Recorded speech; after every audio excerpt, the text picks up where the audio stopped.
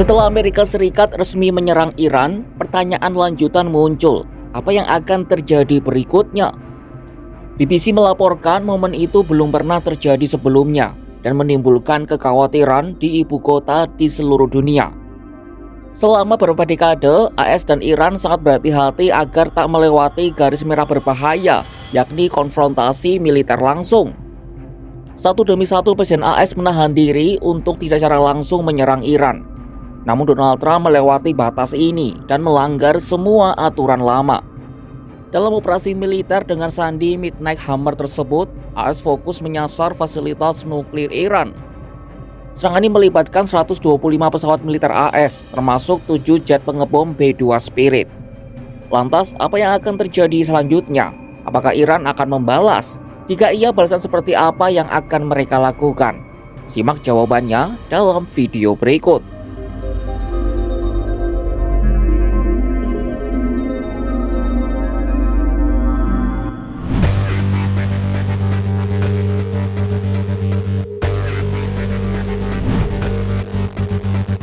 Langkah lanjutan dari Iran dalam konflik ini akan sangat penting.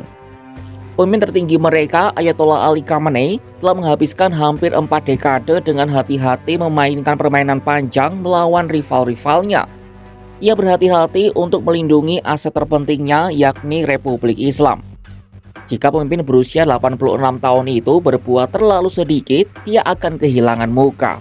Sementara jika terlalu banyak, ia akan kehilangan segalanya.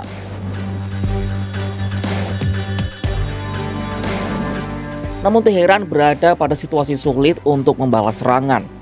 Dalam 10 hari terakhir, serangan Israel menimbulkan kerusakan hebat pada rantai komando dan perangkat keras militer Iran. Kerusakannya disebut lebih besar daripada perang 8 tahun dengan Irak, yang masih membayangi masyarakat Teheran hingga kini. Serangan Israel menewaskan banyak pejabat tinggi pasukan keamanan Iran serta ilmuwan nuklir terkemuka.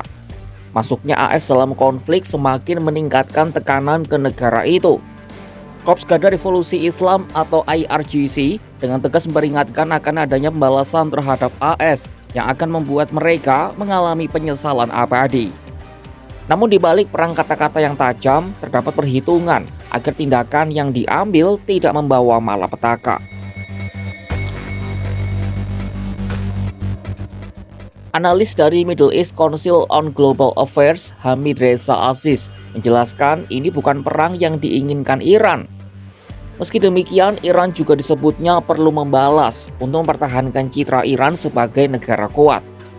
Masalahnya, setiap respon beresiko. Opsinya sebenarnya ada banyak, bisa menargetkan 1 dari 20 pangkalan AS atau 40.000 tentara AS yang berada di Timur Tengah. Jika Iran mengambil opsi ini, kemungkinan besar akan memicu balasan besar-besaran dari Amerika Serikat. Opsi lain adalah menutup Selat Hormuz, jalur perdagangan strategis untuk 1/5 dari lalu lintas minyak global. Terbaru, parlemen Iran telah satu kata untuk menutup jalur vital perdagangan minyak dunia itu. Tentu ini bakal menjadi kabar buruk karena bisa menyebabkan krisis energi dan mengguncang ekonomi global. Penutupan Selat Hormuz bisa jadi bumerang karena akan membuat marah sekutu Arab di kawasan itu, juga Cina yang jadi pelanggan utama minyak Iran. Kekuatan Angkatan Laut Barat juga dapat dilibatkan untuk melindungi titik rawan utama ini guna mencegah guncangan ekonomi yang signifikan. Teheran juga tak lagi bisa mengandalkan proksi-proksinya yang sudah dilemahkan Israel selama 20 bulan terakhir. Tak jelas apakah ada ambang batas untuk Iran bisa membalas tanpa memicu kemarahan Amerika.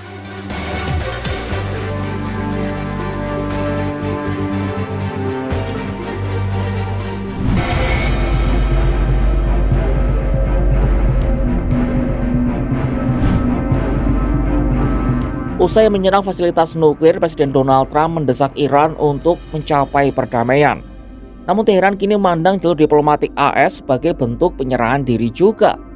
Iran menganggap upaya diplomatik Presiden Trump termasuk 5 putaran pembicaraan dengan utusan khususnya Steve Witkoff sebagai penipuan yang rumit. Contohnya, Israel melancarkan operasi militer hanya 2 hari sebelum putaran ke-6 perundingan di Muscat.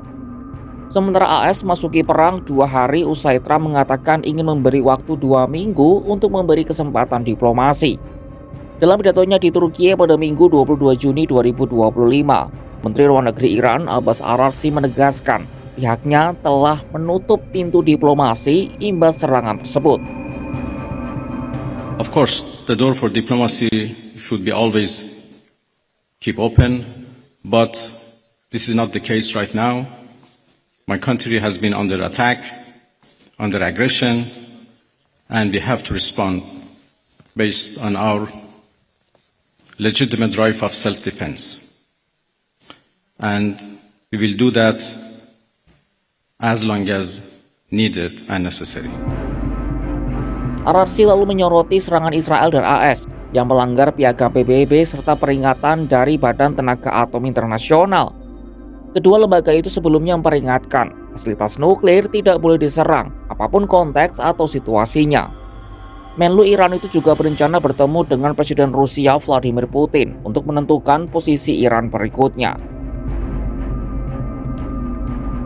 Well, I'm going to Moscow this afternoon, and I have a meeting with President Putin tomorrow morning.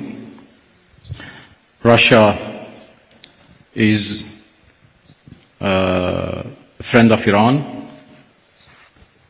and we enjoy a strategic partnership, and we always consult with each other and coordinate our positions. Di lain sisi, para pemimpin Eropa juga menyerukan deeskalasi dan menyarankan pengekangan program nuklir Iran lewat mediasi dan bukan militer. Namun mereka juga menegaskan kembali bahwa Iran tidak boleh diizinkan memiliki bom nuklir. Eropa menganggap pengayaan uranium Teheran sebesar 60% sebagai indikasi tidak menyenangkan. Meskipun angka itu masih belum cukup untuk membuat bom nuklir yang seharusnya berada di angka 90%.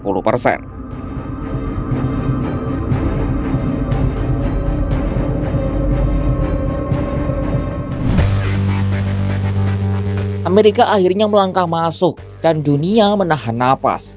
Garis merah yang dulu dijaga ketat kini dilangkai dengan pertaruhan besar. Serangan yang dikemas dalam sandi Might Neck Hammer bukan sekadar operasi militer. Ia adalah pesan. Iran berdiri di persimpangan sejarah, balas atau bertahan. Tapi di medan ini setiap keputusan bisa jadi bumerang.